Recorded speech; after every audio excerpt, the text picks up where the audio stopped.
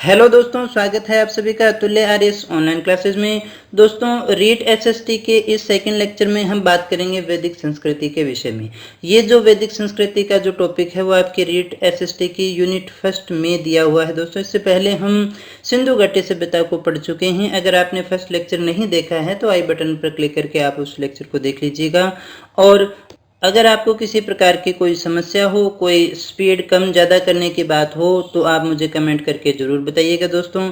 तो चलिएगा शुरू करते हैं आज की क्लास को। तो सबसे पहले हम बात करते हैं वैदिक सभ्यता या आर्य सभ्यता के विषय में। वैदिक सभ्यता को आर्य सभ्यता भी कहा जाता है। दोस्तों, इससे पहले हमने सिंधु घाटी सभ्यता पढ़ी थी। तो वैदिक सभ्यता जो है वो सिंधु सभ्यता के बाद में ही अस्तित्व में आई, यानी वैदिक सभ्यता सिंधु सभ्यता के बाद में आने वाली सभ्यता थी। इसकी जानकारी हमें कहाँ से मिलती है? इसकी जानकारी हमें वेदों से मिलती है, और वेदों से मिलने के कारण ही हम इसे वैदिक संस्कृति कहते हैं, क्योंकि इस काल का जो मुख्य आधार है, मुख्य स्रोत है, वो वेद है, और इसकी जानकारी हमें वेदों से मिलती है। हम इसलिए इसे वैदिक संस्कृति कहते हैं। वैदिक सभ्यता सिंधु सभ्यता के बाद में अस्तित्व में आई थी। दोस्तों, इसे आर्य सभ्यता के नाम से भी जानते हैं, क्योंकि वैदिक सभ्यता के जो जनक हैं वो आर्य माने जाते हैं। वैदिक सभ्यता के जनक आर्य माने जाते हैं, और आर्य माने जाने के कारण ही, आर्यों के कारण ही हम इसे आर्य सभ्यता भी कहते हैं। आर्य जो शब्द है, आर्य शब्द की अगर हम बात करें, वो मूलतः संस्कृत भाषा का शब्द है, जिसका अर्थ होता है श्रेष्ठ, कुलीन या फिर अभिजात्य। तो आर्य सभ्यता हम क्यों कहते हैं? क्योंकि इसके जनक आर्य थे, और आर्य शब्द का जो अर्थ होता है वो होता है श्रेष्ठ, कुलीन या फिर अभिजात्य।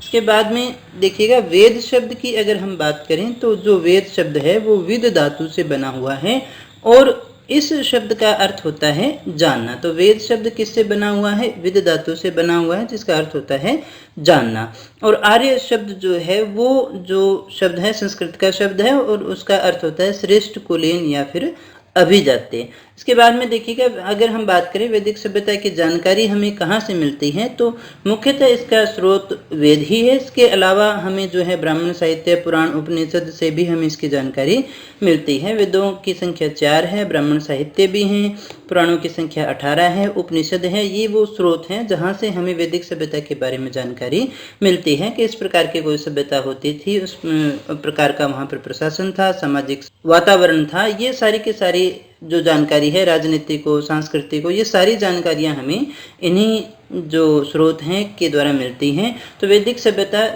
सिंधु सभ्यता के बाद में आई। इसकी जानकारी हमें वेदों से मिलती है, इसलिए हम इसे वैदिक संस्कृति कहते हैं। वेद जो है विद धातु से निर्मित है, जिसका अर्थ होता है जानना। और इस वैदिक सभ्यता के जनक जो है आर्य माने गए हैं, इसलिए हम इसे आर्य सभ्यता भी कहते हैं। और आर्य जो है वो मूलतः संस्कृत का शब्द है, जिसका शाब्दिक अर्थ हम श्रेष्ठ, कुलीन या अभिजात्य से लेते हैं। वैदिक सभ्यता की जानकारी के जो मुख्य स्रोत हैं वो हैं वेद, ब्राह्मण साहित्य, पुराण और उपनिषद। एक और मुख्य बात कि जहाँ हमने ये देखा था कि जो सिंधु घाटी सभ्यता थी वो एक नगरीय सभ्यता थी, वहीं पर ये जो वैदिक सभ्यता है वो एक ग्रामीण सभ्यता थी। दोस्तों, इसके बाद में हम बात करते हैं आर्यों के मूल निवास स्थान के विषय में, कि आर्य जो है वो कहाँ के मूल निवासी थे और कहाँ से भारत में आए थे। तो इस संबंध के अंदर हमारे यहाँ 5 मत प्रचलित हैं। 5 मत के द्वारा बताया गया है कि आर्यों का मूल स्थान कौन सा था। तो सबसे पहले हम बात करें मैक्स मूलर की, जो कि जर्मनी के थे। इनके अनुसार जो है आर्यों का मूल स्थान जो है वो मध्य एशिया माना जाता है, और ये कहते थे कि भारत और ईरान के मध्य ही कोई ऐसा स्थान था जहाँ से ये लोग जो थे कुछ ईरान चले गए और कुछ भारत में आ गए। क्योंकि ईरानी आर्यों का जो प्राचीनतम जो ग्रंथ है जैन अवेस्ता को माना जाता है, और भारतीयों का प्राचीनतम जो ग्रंथ है वो ऋग्वेद को माना जाता है। तो ऐसा मानने वाले थे मैक्स मूलर। तो मैक्स मूलर ने जो मुख्य स्थान इनका जो माना है, मूल स्थान जो माना है, वो माना है मध्य एशिया को। इसके बाद में हम बात करें आर्यों का मूल स्थान, कुछ लोग जो हैं वो यूरोप को भी मानते हैं। यूरोप को मानने वालों में 3 मत प्रचलित हैं। कितने मत प्रचलित हैं? 3 मत प्रचलित हैं। सबसे पहले हम बात करें हंगरी, ये थे पी गाइज। ये कहते थे कि ये हंगरी के लोग थे, क्योंकि जो भौगोलिक परिस्थितियां हैं उन्हीं के आधार पर ये साबित करते हैं कि ये लोग वहाँ के थे। इसके बाद में जर्मनी से आए हुए मानते हैं डॉक्टर पेंथा, ये शारीरिक रचना जो है उसके आधार पर ऐसा मानते हैं। इसके बाद में दक्षिणी रूस का भी एक जो मत आता है उसको डॉक्टर नेहरिंग ये मानते हैं। खुदाई में जो पात्र मिले हैं उनकी सिमिलरिटी के कारण जो है वो ऐसा मानते हैं।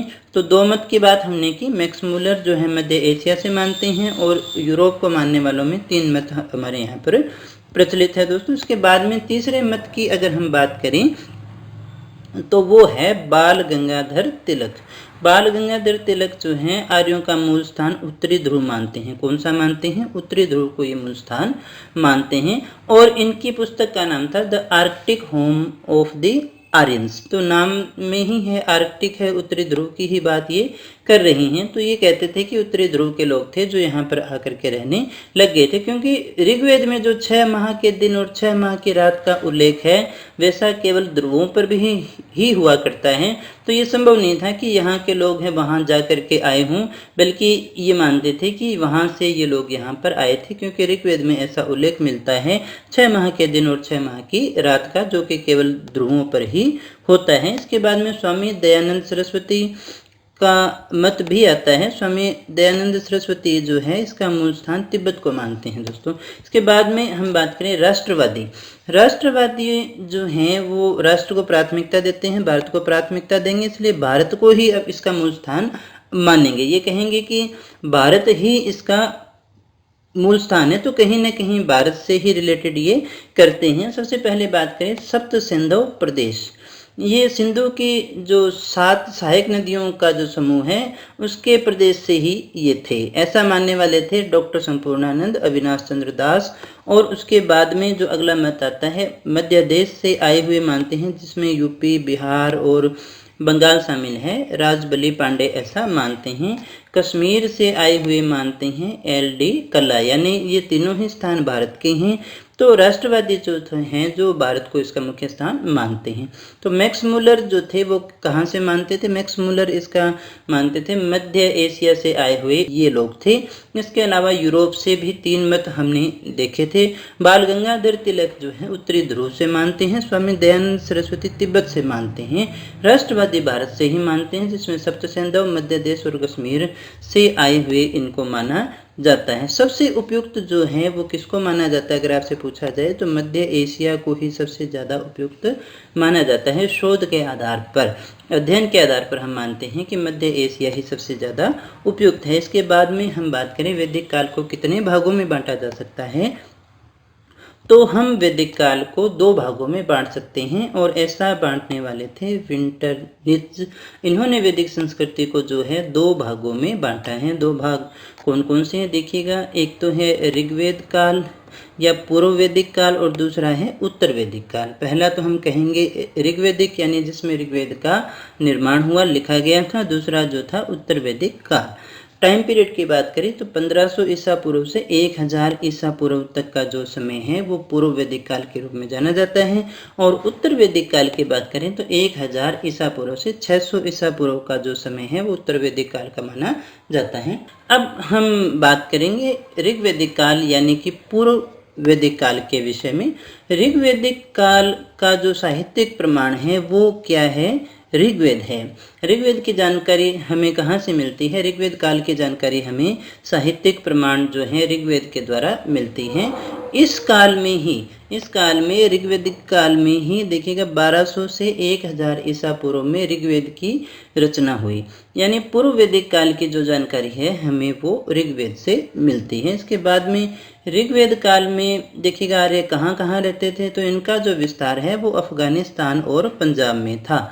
ऋग्वैदिक काल में आर्य जो रहते थे अफगानिस्तान और पंजाब में रहते थे। पूर्व वैदिक काल की हम जो बात कर रहे हैं, आर्यों की संस्कृति का केंद्र जो था वो पंजाब में था, लेकिन हम मूल केंद्र की बात करें तो वो पंजाब में था, जिसे ऋग्वेद में सप्त सिंधु भी कहा जाता है। इसके बाद में हम बात करें ऋग्वेदिक आर्य कैसे थे, तो वो घुमक्कड़ जीवन यापन किया करते थे, घूमने वाले थे। इसीलिए इनका जो मुख्य व्यवसाय था वो पशुपालन था। पशुओं को ये अपने साथ में ले जाते थे और ऐसा घुमक्कड़ जीवन होने के कारण ही यहाँ पर कृषि का जो है पूरा विकास नहीं हो पाया था।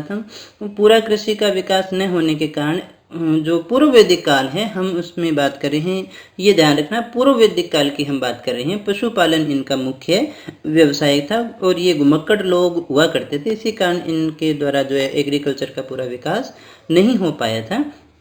ऋग्वेद की अगर हम बात करें तो ऋग्वेद में 10 मंडल हैं और 1028 श्लोक हैं, 10,462 मंत्र हैं। ऋग्वेद में देवताओं की स्तुतियों का संग्रह है। ये जो प्रसिद्ध जो गायत्री मंत्र है वो ऋग्वेद से ही लिया हुआ है। दोस्तों, ऋग्वेद के मंत्रों का उच्चारण करने वाले को हम होत्र कहते हैं। ऋग्वेद के मंत्रों का जो उच्चारण करता है उसे होत्र कहते हैं। बहुत बार ये क्वेश्चन पूछा गया है कि होत्र किसे कहते हैं, तो ऋग्वेद का जो मंत्रों का जो उच्चारण करने वाला व्यक्ति है उसे होत्र कहते हैं। ऋग्वेद में 2 से 8 मंडल प्रमाणित हैं। 2 से 8 तक जो मंडल हैं वो प्रमाणित हैं। पहला, 9वां, 10वां जो है बाद में जोड़े गए हैं, जो कि क्या कहलाते हैं, क्षेपक कहलाते हैं। देखिएगा, ऋग्वेद का साहित्यिक प्रमाण जो है वो ऋग्वेद है। ऋग्वेद का जो निर्माण हुआ था 1200 से 1000 ईसा पूर्व हुआ था। ऋग्वेदिक काल, पूर्व ऋग्वेदिक काल की जानकारी हमें यहीं से मिलती है। आर्यों का जो विस्तार था अफगानिस्तान, पंजाब में था। हालांकि मूल जो इनका संस्कृति का केंद्र था वो पंजाब था, जिसे हम सप्त सिंधु कहते हैं। ऋग्वेदिक आर्य जो थे घुमक्कड़ जीवन यापन करते थे, इसलिए पशु ही रखते थे जिन्हें वो अपने साथ में लेकर के जा सकते थे, और घुमक्कड़ जीवन होने के कारण ही इनका कृषि का पूरा विकास नहीं हो पाया था। होत्र जो थे ऋग्वेद के मंत्रों का उच्चारण करने वाले कहलाते थे। और ये जो ऋग्वेद है इसमें 2 से 8 जो मंडल हैं वो प्रमाणित है। पहला, 9वां और 10वां मंडल बाद में जोड़ा गया है, जिन्हें हम क्षेपक के नाम से जानते हैं। इसके बाद में हम बात करें ऋग्वेद कालीन राजनीतिक व्यवस्था कैसी थी। राजा के बारे में हम बात करें तो सबसे पहले ये जान लेना आवश्यक है तो कि इस समय लोकतंत्र नहीं था। इस समय जो प्रणाली विकसित थी वो राजतंत्रात्मक शासन प्रणाली विकसित थी। देश या राज्य की सबसे उच्च जो राजनीतिक इकाई हुआ करती थी उसके लिए हम राष्ट्र शब्द का प्रयोग करते थे। पूर्व वैदिक काल में अगर आपसे पूछा जाए लोकतंत्र था, राजतंत्र था, तो राजतंत्र था। देश या राज्य की सबसे जो उच्च इकाई होती थी, राजनीतिक इकाई होती थी, उसके लिए राष्ट्र शब्द का प्रयोग हुआ करता था। अब देखिए, राजा की बात करें तो राजा जो है वो कबीले का मुखिया होता था। किसका मुखिया होता था? कबीले का मुखिया होता था। यहाँ राजा की कंडीशन थोड़ी सी अलग प्रकार की थी। वह किसी भौगोलिक क्षेत्र का स्थायी निवासी नहीं था। हमने भी देखा कि स्थायी निवासी कैसे होगा, क्योंकि ये घुमक्कड़ जीवन जिया करते थे। तो एक जो कबीला हुआ करता था उसी का ये जो मुखिया हुआ करता था, जिसे हम राजा कहते थे। लेकिन यहाँ का जो पद है वो वंशानुगत नहीं था, यानी राजा का बेटा राजा नहीं बनता था। राजा का जो पद है वो वंशानुगत नहीं था। तो फिर राजा कैसे बनता था? राजा का जो निर्वाचन हुआ करता था, यानी राजा क्या होता था? निर्वाचित होता था, जिसका जो एक निर्वाचन है वो समिति के द्वारा किया जाता था। किसके द्वारा किया जाता था? समिति के द्वारा किया जाता था। ये समिति कौन होती थी? तो इस समिति के अंदर जो वयस्क पुरुष हैं, मैच्योर जो पुरुष हैं, वो भाग लिया करते थे। राज्य के पास कोई स्थायी सेना या कोई प्रशासनिक तंत्र नहीं होता था। वापस सुन लीजिएगा, राजा के पास किसी प्रकार की कोई स्थायी सेना या कोई प्रशासनिक तंत्र मौजूद नहीं था। पूर्व वैदिक काल की अगर हम बात करें, ऋग्वेद में राजा को पुरोहिता भी कहा गया है। ऋग्वेद में क्या कहते थे? इसको पुरोहिता भी कहा गया है। राजा के 12 उच्चाधिकारी होते थे। ये बात की बात आती है, राजा के 12 उच्चाधिकारी होते थे, जिन्हें रत्नी कहते थे। जिन्हें हम क्या कहते थे? रत्नी कहते थे।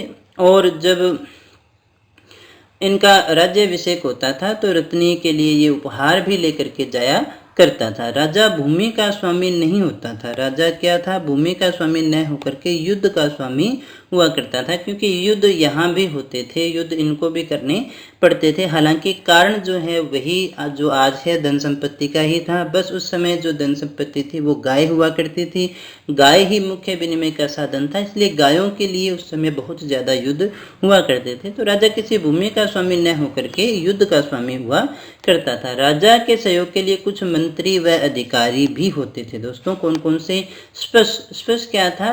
देखिए, गुप्तचर होते थे जो सारे सूचनाएं जो हैं वो राजा को ला करके दिया करते थे। पुरोहित जो था ये राजा का प्रधानमंत्री हुआ करता था। पुरोहित क्या हुआ करता था? राजा का प्रधानमंत्री। सेनानी कौन हुआ करता था? सेनापति को कहते थे। राजकर्तार किसको कहते थे? जो आर्यों का लड़ाकू दल है उसका जो हेड हुआ करता था, नायक हुआ करता था, उसे हम राजकर्तार के नाम से जानते थे। इसके साथ ही एक दुर्गपाल भी हुआ करता था और ग्राम का मुखिया ग्रामीणी भी हुआ करता था। तो यहाँ से कोई एक क्वेश्चन आपसे पूछा जा सकता है, इन्हीं में से कोई ना कोई नाम दे करके, तो काफ़ी इम्पोर्टेंट था ये। तो यहाँ ध्यान रखने वाली बात है कि राजतंत्र प्रणाली थी, लेकिन राजा की जो इम्पोर्टेंस है, राजा की जो स्थिति है वो थोड़ी सी अलग है।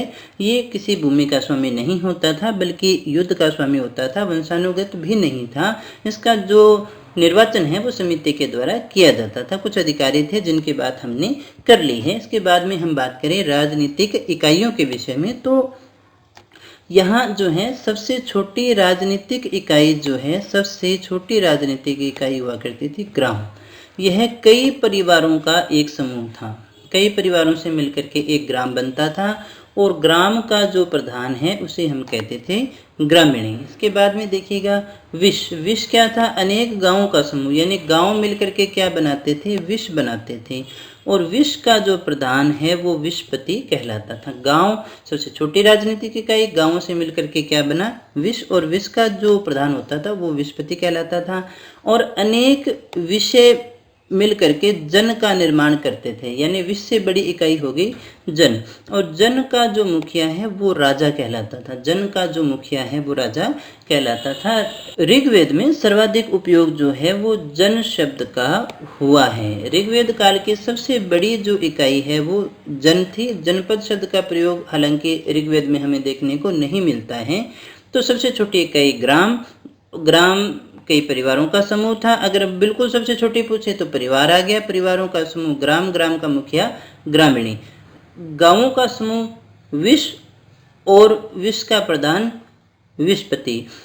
विषयों का समूह जन कहलाता था, और जन का जो मुखिया था वो राजा कहलाता था। तो सबसे बड़ी इकाई जो है वो जन हो गई। लेकिन जनपद शब्द का प्रयोग हमें कहीं पर भी ऋग्वेद में देखने को नहीं मिलता है। राजनीतिक संस्थाएं जो इस समय थी तो वो थी विदत। विदत क्या थी? इस काल की सबसे प्राचीन संस्था थी। इसका सर्वाधिक बार उल्लेख जो है ऋग्वेद में किया गया है। इस संस्था में महिलाएं भी भाग लेती थी, यानी विदत में महिलाएं भी भाग लेती थी। इसे ज्ञान और विद्या से संबंधित संस्था माना गया है। यह सबसे प्राचीन संस्था है, इसका सबसे ज़्यादा बार उल्लेख किया गया है। इसमें महिलाएं भी पार्ट लेती थी, तो हम कह सकते हैं कि महिलाओं की स्थिति यहाँ पर अच्छी थी। कार्य जो था युद्ध के माल को बराबर भाग में बांटने का कार्य किया करता था। सभा के लिए एक और शब्द प्रयुक्त होता है जिसे नरिष्ठि कहते हैं। सभा के लिए नरिष्ठि शब्द का प्रयोग होता है। इस सभा के अंदर राजा के जो निकटतम व्यक्ति है वो भाग लेते थे। कौन भाग लेते थे? राजा के जो बिल्कुल निकटतम है, एक प्रकार से हम इसकी किचन कैबिनेट कह सकते हैं। ये राजा की मंत्री परिषद होती थी, इसमें महिलाएं भाग ले सकती थी, जो सभापति कहलाती थी। इसमें भी महिलाएं भाग ले सकती थी। तो हम देख सकते हैं महिलाओं की स्थिति इतनी अच्छी है कि वो प्रशासन में योगदान देती थी। तो महिलाएं भाग ले सकती थी, जो क्या कहलाती थी? सभापति कहलाती थी। तो प्रश्न आपसे पूछा जा सकता है कि सभापति हम किसे कहते हैं? इसका जो मुख्य कार्य था वो न्याय संबंधी फैसले लेना हुआ करता था। विदत क्या थी? सबसे प्राचीन संस्था है, ज्ञान और विद्या से संबंधित है, कार्य भी संस्था है। और सभा जो है नरिष्ठि का ही एक नाम है। इसमें जो है निकटतम व्यक्ति राजा के जो होते थे वो भाग लेते थे। एक प्रकार की ये राजा की मंत्री परिषद हुआ करती थी। अब देखिए महिलाएं यहाँ पर सभी के अंदर भाग ले रही हैं। अब इम्पोर्टेंट क्वेश्चन वो रह जाएगा जिसके अंदर महिलाएं शामिल नहीं हो सकती थी। इसके बाद में देखिएगा अगली इकाई की हम बात करें तो वो आती है समिति। अगली संस्था जो है वो है समिति यह केंद्रीय राजनीतिक संस्था थी, इसमें देखिएगा केवल पुरुष भाग ले सकते। तो ये इम्पोर्टेंट हो जाता है। स्त्रियों की सहभागिता का हमें किसी प्रकार से कोई उल्लेख देखने को नहीं मिलता, इसलिए हम कह सकते हैं कि ये एक ऐसी संस्था थी जिसमें केवल पुरुष भाग लिया करते थे। इसका जो कार्य हुआ करता था वो राजा का चुनाव करना था। देखिए कितना इम्पोर्टेंट काम है, हमने पीछे भी बात की थी कि राजा वंशानुगत नहीं था, उसका चुनाव समिति के द्वारा किया जाता था, जिसमें वयस्क जो पुरुष हैं वो भाग लेते थे। सभा और समिति को प्रजापति की 2 पुत्रियां कहा गया है। क्या कहा गया है? 2 पुत्रियां। किसे कहा गया है? प्रजापति की 2 पुत्रियां। एक सभा है और दूसरी कौन सी रहेगी? समिति। दोनों की बातें अपने कर चुके हैं। अब देखिए एक युद्ध जो है इस समय का बहुत ज़्यादा फेमस जो है वो 10 राजाओं का 10 राज्य युद्ध हम इसको बोलते हैं। कहाँ पर हुआ था? तो परुषणी रावी नदी के तट पर हुआ था, जिसमें भरत वंश के राजा सुदास और अन्य 10 राजाओं ने भाग लिया था, इसलिए इसे 10 राजा का युद्ध कहते हैं। इसका जो उल्लेख है ऋग्वेद के 7वें मंडल में आता है। कहाँ आता है? 7वें मंडल में। इस युद्ध में सुदास की विजय हुई थी।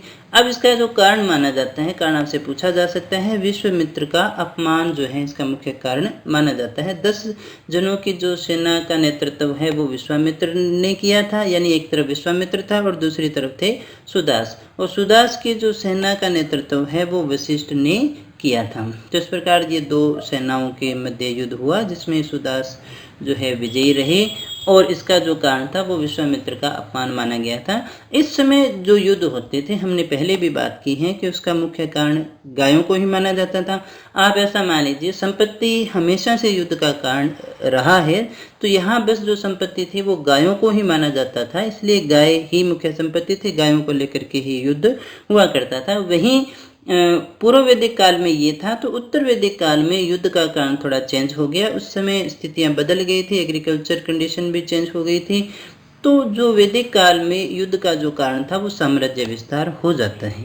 इसके बाद में हम बात करेंगे वैदिक काल का सामाजिक जीवन कैसा था, कैसा वहाँ का समाज था, कैसे लोग रहते थे। तो यहाँ का जो समाज है वो पितृसत्तात्मक था। जहाँ सिंधु घाटी सभ्यता नगरीय थी, ये ग्रामीण थी, वहीं वहाँ पर मातृसत्तात्मक था समाज। तो यहाँ पर पितृसत्तात्मक था, यानी पिता की संपत्ति का उत्तराधिकारी कौन होगा? पुत्र होगा।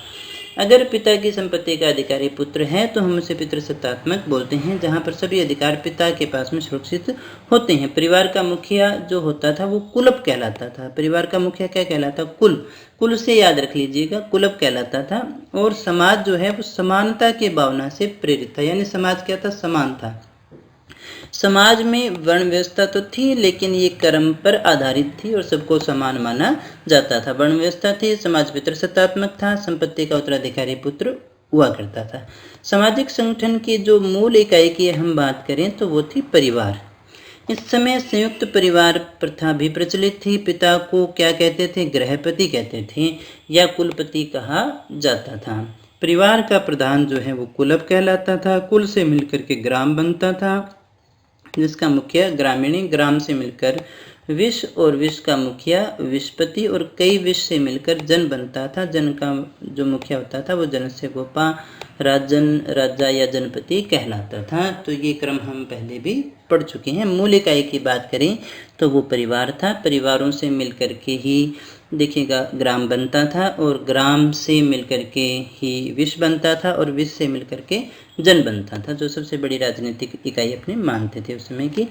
अब देखिए महिलाओं की बात करें तो महिलाओं को माता के रूप में पर्याप्त सम्मान था। हमने ये देखा ना कि राजनीतिक जीवन में भी उसका मुख्य योगदान था। तो महिलाओं को माता के रूप में पर्याप्त सम्मान प्राप्त था। धार्मिक अनुष्ठानों में पत्नी भी अनिवार्य रूप से भाग लेती थी, उसके बिना धार्मिक अनुष्ठान पूरे नहीं होते थे। इस समय विवाह की बात करें तो पुनर्विवाह और नियोग प्रथा का भी प्रचलन था।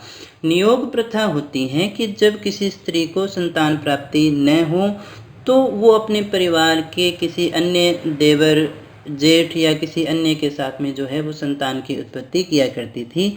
तो इसे हम नियोग प्रथा के नाम से जानते थे। पुनर्विवाह भी उस समय होते थे, नियोग प्रथा भी उस समय प्रचलित थी। महिलाओं को जो है शिक्षा प्राप्ति का पूरा अधिकार था, यानी महिलाओं की स्थिति जो है वो अच्छी थी। जो महिलाएं हैं वो अविवाहित रहकर वेदों का अध्ययन भी करती थी, जिसे अमाजू कहलाते थे, अमाजू कहते थे, जिसे हम क्या कहते थे, अमाजू कहते थे। 16 वर्ष तक की जो कन्याएं हैं अध्ययन करती थी उन्हें हम सद्योवधू के नाम से जानते थे, और आजीवन अविवाहित रहकर शिक्षा ग्रहण करने वाली कन्याओं को हम क्या कहते थे, ब्रह्मवादिनी के नाम से जानते थे। ये नाम आपसे पूछे जा सकते हैं, दोबारा सुन लीजिएगा। अमाजू कौन होती थी? जो महिलाएं अविवाहित रहकर वेदों का अध्ययन करती थी। 16 वर्ष तक अध्ययन करने वाली जो कन्याएं थी उन्हें सद्योवधू कहते थे, और आजीवन अविवाहित रहकर शिक्षा ग्रहण करने वाली, यहाँ देखिएगा शिक्षा ग्रहण करने की बात करें, वेदों का अध्ययन करती थी, अमाजू कहलाती थी। आजीवन अविवाहित रहकर जो शिक्षा ग्रहण करती थी वो कन्याएं ब्रह्मवादिनी के नाम से जानी जाती थी। नाम आपसे पूछा जा सकता है। इसके बाद में देखिएगा आर्य कैसे थे खाने पीने के मामले में, तो ये शाकाहारी लोग थे। वो सर्वाहारी थे, कौन से?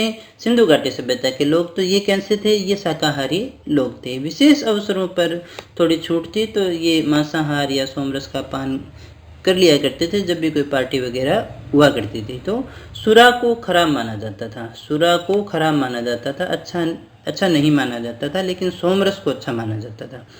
मछली से ये लोग घृणा करते थे। देखो, जहाँ ये सिंधु घाटी सभ्यता के लोग मछली को सबसे ज़्यादा पसंद करते थे, यहीं ये लोग इससे घृणा करते थे। यानी लगभग आपको उसकी विपरीत चीज़ें यहाँ पर हमें देखने को मिलती हैं। गाय को अघन्य माना जाता था, यानी न मारने योग्य, क्योंकि वो तो संपत्ति है, अगर संपत्ति को मार देंगे तो हम क्या करेंगे, इसलिए गाय को अघन्य या न मारने योग्य माना जाता था, पवित्र माना जाता था। दोस्तों, इसके बाद में खाद्य पदार्थ की हम बात करें तो जो प्रचलित थे उस समय अपूप था, दूध से निर्मित पुआ, सत्तू होता था, सत्तू, करम्ब क्या होता था, दलिया या लापसी, क्षीरोदान या पाकोदान क्या होती थी, खीर, जो कि जो वह दूध से निर्मित होती थी। जो इस समय की जो है वो मुख्य फसल थी, सोमरस का यहाँ पर विशेष महत्व था।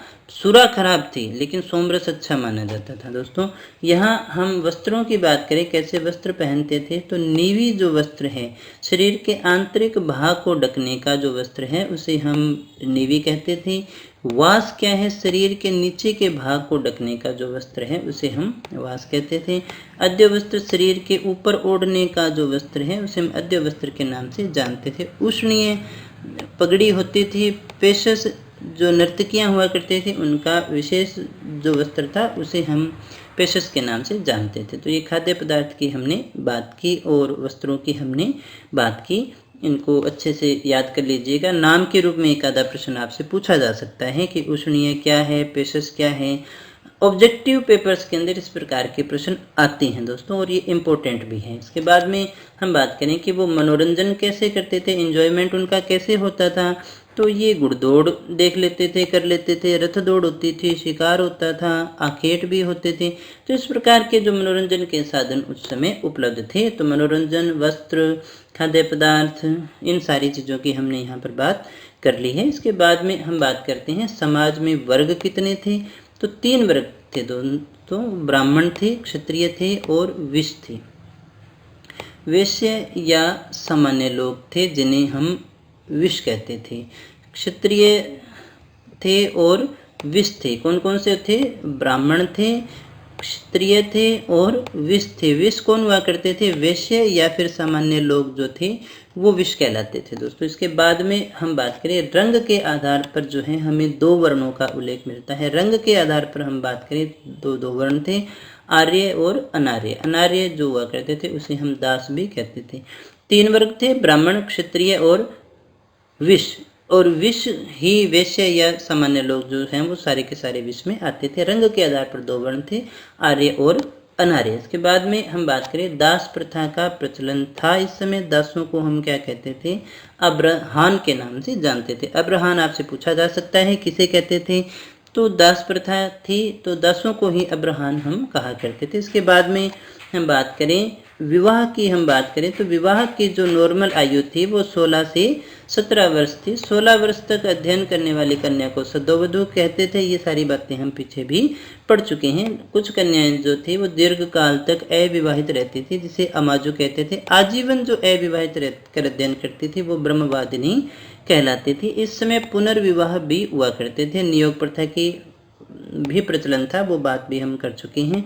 अंतरजातीय विवाह भी इस समय प्रचलित थे। ऋग्वेद में अनुलोम विवाह और प्रतिलोम विवाह हुआ करता था। ये काफ़ी इम्पोर्टेंट चीज़ है, यहाँ से प्रश्न आपसे पूछा जाता है। देखो दोस्तों, दहेज प्रथा का जो उल्लेख है वो उस समय भी था। अब हम बात करते हैं अनुलोम और प्रतिलोम की। तो ये जब हम समाज को पढ़ेंगे फर्स्ट यूनिट में ही है, तो वहाँ पर भी आता है और ये पूछा जाता है। अनुलोम किसे कहते हैं? अनु यानी अनुकूल, यानी इसमें जो वर है यानी लड़का है जो वो उच्च वर्ण का होगा और जो कन्या है वो निम्न वर्ण की होगी, तो चल जाएगा। ऐसे विवाह को हम अनुलोम विवाह के नाम से जानते हैं। ऐसे विवाह को हम अनुलोम विवाह कहते हैं। प्रतिलोम विवाह की अगर हम बात करें तो यहाँ उल्टा हो गया, जो निम्न वर्ण है वो वर का है और उच्च वर्ण जो है वो कन्या का है। यानी ऊंचे वर्ण का वर है तो अनुलोम है, अगर निम्न वर्ण का वर है तो वो प्रतिलोम है। ये अनुलोम और प्रतिलोम के प्रकार हैं, आपसे पूछे जाते हैं। इसके बाद में हम बात करें कि समाज के अंदर पुत्री का भी उपनयन संस्कार हुआ करता था। कन्याएं यज्ञ भी संपन्न करवाती थी और कुलीन स्त्रियों को गुरुकुल में शिक्षा भी मिलती थी, यानी स्त्रियों की जो स्थिति थी वो अच्छी थी। इन्होंने मंत्रों की रचना भी की थी। स्त्रियों ने, जो महिलाएं थी, इन्होंने मंत्रों की रचना भी की थी। ऐसी स्त्रियों को ऋग्वेद में ऋषि कहा गया है, यानी बराबर वैल्यू थी। जैसे कि अपाला, गोषा, लोपामुद्रा, सिक्ता, विश्वरा आदि, इनके नाम आपने बहुत बार सुने होंगे दोस्तों। इसके बाद में हम बात करते हैं वैदिक काल के आर्थिक जीवन के विषय में। अर्थव्यवस्था उनकी कैसी थी? तो मुख्य जो इनका व्यवसाय था वो पशुपालन था। मुख्य व्यवसाय क्या था? पशुपालन।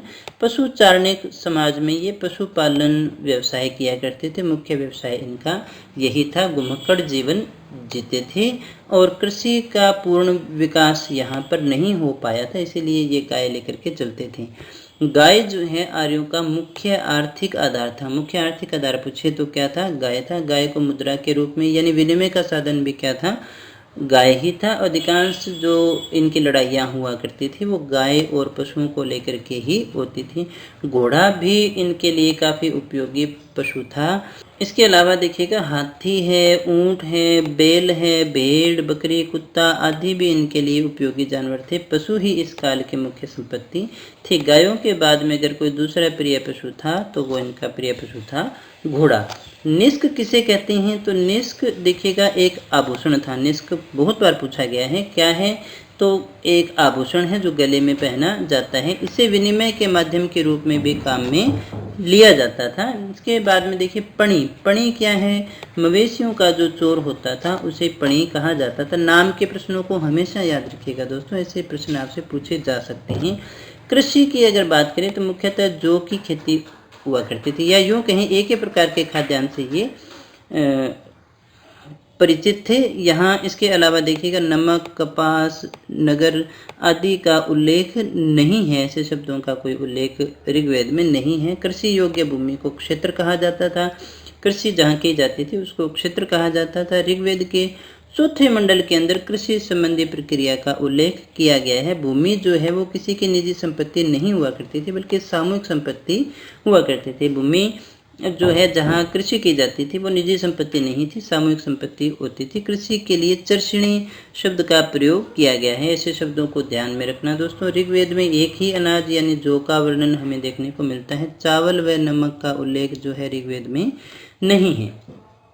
तो देखिए, निष्क क्या था? स्वर्ण आभूषण था। पणी क्या था? मवेशियों का चोर था। कृषि के अंदर जो है जौ की खेती मुख्यतः हुआ करती थी और जो भूमि है वो निजी संपत्ति न होकर के सामूहिक संपत्ति हुआ करती थी। कृषि के लिए जो है चर्षणी शब्द का प्रयोग भी हम करते हैं। पशुपालन ही इनका मुख्य व्यवसाय था और गाय और घोड़े दो इनके प्रिय पशु थे और इसके अलावा बाकी पशुओं को भी ये पालते थे। हाथी, ऊंट, भेड़, बकरी ये भी इनके लिए उपयोगी जानवर थे। इसके बाद में हम बात करते हैं कृषि से संबंधित मुख्य शब्दावली। शब्दावली का एक प्रश्न पूछा ही जाता है दोस्तों। प्रतिभूमि होती थी, खिलिया कहलाती थी। हल को कहते थे लांगल या सीर। सीता क्या थी? हल की रेखा को कहते थे। दात्र क्या था? फसल काटने का साधन था। और हल चलाने वाले को हम कहते थे कीरवाश। हल चलाने वाला क्या कहलाता था? कीरवाश। स्वयंजा क्या हुआ करता था? स्वयंजा था सिंचाई का एक प्रकार था, जहाँ वर्षा या तालाब द्वारा की जाने वाली सिंचाई इसमें शामिल हुआ करती थी। खनी मत्रा क्या था, ये भी सिंचाई का प्रकार है। दो प्रकार की सिंचाई हुआ करती थी, स्वयंजा या खनी मत्रा। खनी मत्रा थी कुएं खोद कर, खनी मत्रा खनन से याद रख लेना, खनी मत्रा यानी कुएं खोद कर की जाने वाली सिंचाई जो थी उसे हम खनी मत्रा कहते थे। कुल्या क्या था, कुल्या था खेतों में पानी पहुंचाने वाली जो नालियां थी उन्हें हम कुल्या कहते थे। कृषि से संबंधित ये कुछ एक शब्दावलियां थी। ऋग्वेद में चांदी व लोहे का उल्लेख हमें देखने को नहीं मिलता है। इसके बाद में हम बात करें वैदिक काल में धार्मिक जीवन कैसा था, तो पशु चारणिक अवस्था के अंदर देवताओं का विशेष महत्व था। देवताओं की ये पूजा किया करते थे। देवता जो थे प्रकृति के प्रतिनिधि माने जाते थे। प्रकृति के जो प्रतिनिधि हैं उन्हीं देवताओं की पूजा की जाती थी, और पूजा इसलिए की जाती थी ताकि प्रकृति का प्रकोप क्या किया जा सके, कम किया जा सके। यानी ऋग्वेद काल में प्रकृति के प्रतिनिधि के रूप में देवताओं की पूजा की जाती थी ताकि तो वो उन्हें प्राकृतिक आपदाओं से बचा करके रखें। देवताओं की 3 श्रेणियां थी। पृथ्वी के देवता हैं, अंतरिक्ष के देवता हैं और आकाश के देवता हैं। पृथ्वी लोक के देवताओं में शामिल थे पृथ्वी, अग्नि और सोम देवता। अंतरिक्ष में इंद्र, मरुत, पर्जन्य और वरुण। ऐसा पूछा जा सकता है कौन से श्रेणी के देवता कौन से थे। आकाश के देवता जो हैं सूर्य हैं, अश्विनी हैं, मित्र हैं और पुष्ण हैं। इसके बाद में हम बात करें इंद्र जो सबसे ज़्यादा इम्पोर्टेंट थे, ये ऋग्वेद के सबसे महत्वपूर्ण देवता थे। इन्हें पुरंदर यानी किलों को तोड़ने वाला भी कहा गया है। इंद्र को वर्षा का देवता माना जाता है। किसका देवता माना गया है, वर्षा का देवता, और इन्हें पुरंदर भी कहा गया है। दूसरे मंडल के अंदर इंद्र की स्तुति में सर्वाधिक जो है मान्य 250 सूक्तों की रचना की गई है। इसके बाद में हम बात करते हैं अग्नि। अग्नि भी जो है इंद्र के बाद में दूसरे सबसे महत्वपूर्ण देवता माने जाते हैं। अग्नि देवताओं और मनुष्य के बीच की कड़ी मानी जाती है। यानी यहाँ से कुछ देवताओं को पहुँचाना हो तो वो अग्नि के माध्यम से पहुँचाया जाता था, जिसे देवताओं को आहुतियाँ देना कहते थे। अग्नि को 200 सूक्त समर्पित थे। कितने सूक्त समर्पित थे, 200 जो हैं सूक्त वो समर्पित थे। फिर बात करते हैं वरुण देवता की। ये भी तीसरे मुख्य देवता हैं। कौन से देवता हैं, तीसरे सबसे इम्पोर्टेंट देवता है, वरुण को माना जाता है। ये जल और समुद्र दोनों के देवता थे। वरुण को प्राकृतिक घटनाओं का और ऋतुओं का संयोजक माना जाता था। यानी प्राकृतिक घटनाएं और ऋतुएं जो हैं इनका संयोजक है वो देवता वरुण के द्वारा होता है। वरुणों को असुरों का देवता भी कहते थे, समस्त जलनिधि का देवता भी कहते थे, और इन्हें ऋतस्य गोपा भी कहते हैं।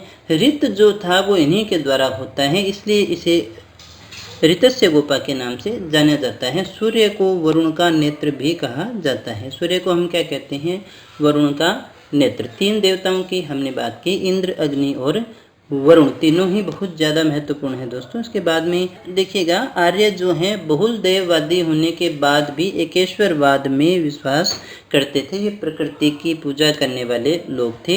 इसके बाद में हम बात करते हैं उत्तर वैदिक काल की, यानी दूसरे काल की। वैदिक काल को हमने 2 भागों में बांटा था, पूर्व वैदिक काल और उत्तर वैदिक काल, जो 1000 ईसा पूर्व से 600 ईसा पूर्व का जो इसका टाइम हमने माना है दोस्तों।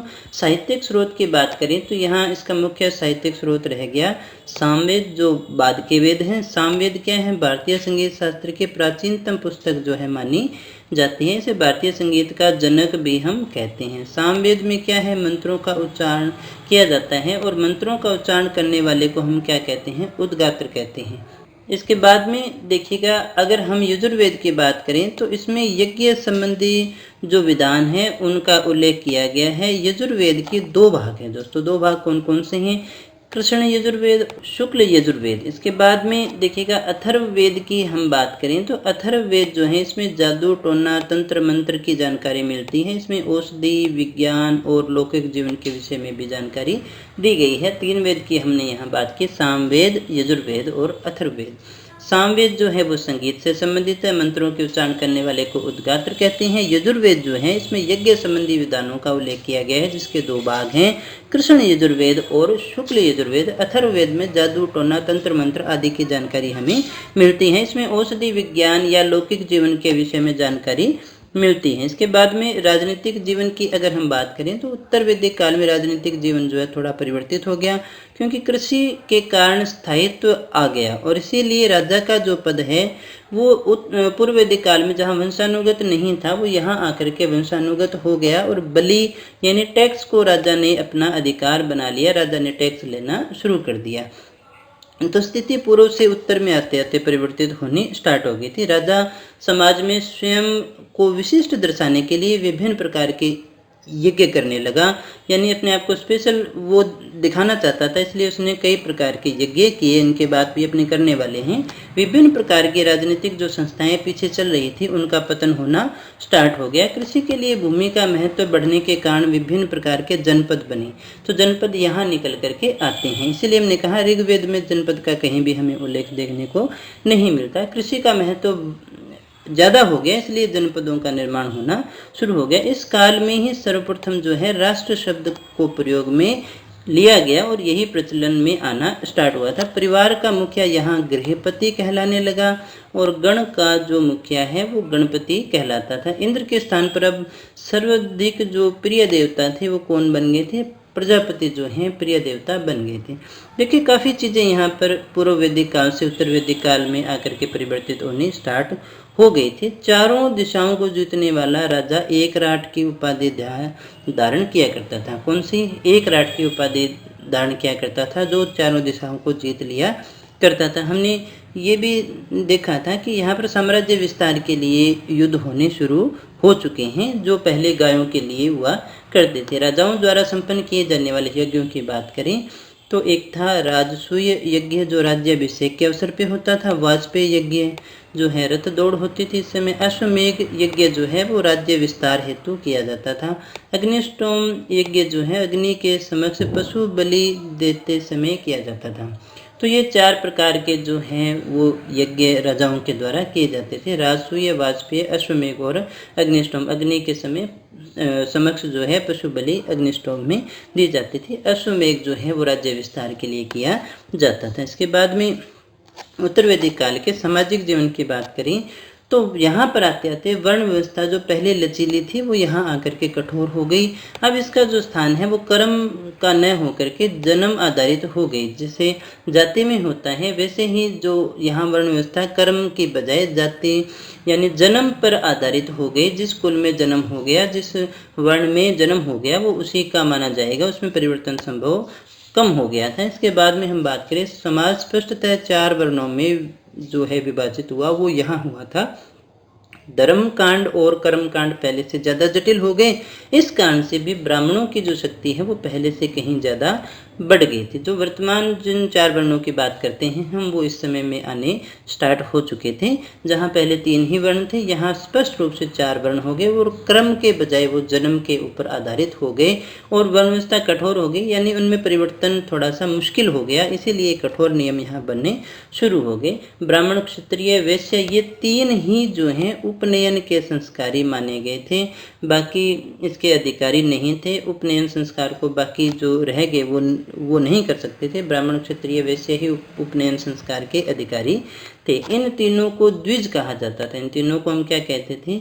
द्विज जो जातियां हैं, वर्ण हैं, वो ब्राह्मण, क्षत्रिय और वैश्य को कहा जाना शुरू हो गया।